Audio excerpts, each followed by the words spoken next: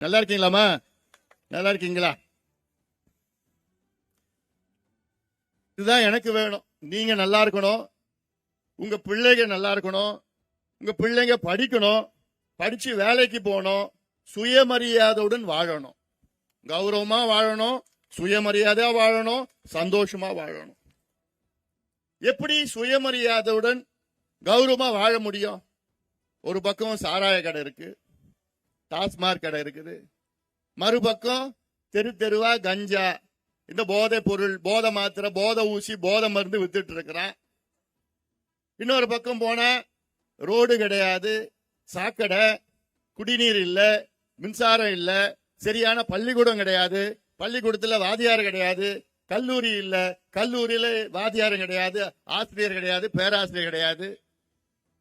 எங்க போனாலும் லஞ்சம் கொடுக்கணும், கரண்ட் பில் கட்டுறதுக்கு லஞ்சம், புது கனெக்ஷன் வாங்குறதுக்கு லஞ்சம், தண்ணி கனெக்ஷன் வாங்கினா லஞ்சம், ரேஷன் கார்டு வாங்கினா லஞ்சம். இப்படி ஒரு மோசமான ஒரு சூழல்.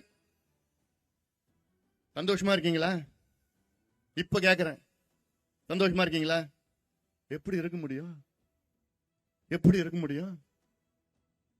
இவ்வளோ மோசடிக்கு நடுவுல நீங்க வாழ்ந்துட்டு வர்றீங்க. இதற்கெல்லாம் ஒரு மாற்றம் உங்க கையில தான் இருக்கு. குறிப்பா பெண்கள் உங்க கையில தான் இருக்கு. நீங்க முடிவு பண்ணா போதும்.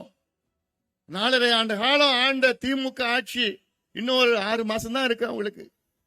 6 மாதத்துல நீங்க எல்லாம் சேர்ந்து தமிழ்நாட்டில் உள்ள அத்துணை பெண்களும் முடிவு பண்ணி, ஏன்பா இந்த திமுக மறுபடியும் வரக்கூடாதுப்பா, வந்துட்டானா முடிஞ்சு போச்சுப்பா, இந்த முடிவை நீங்க எடுக்கணும்.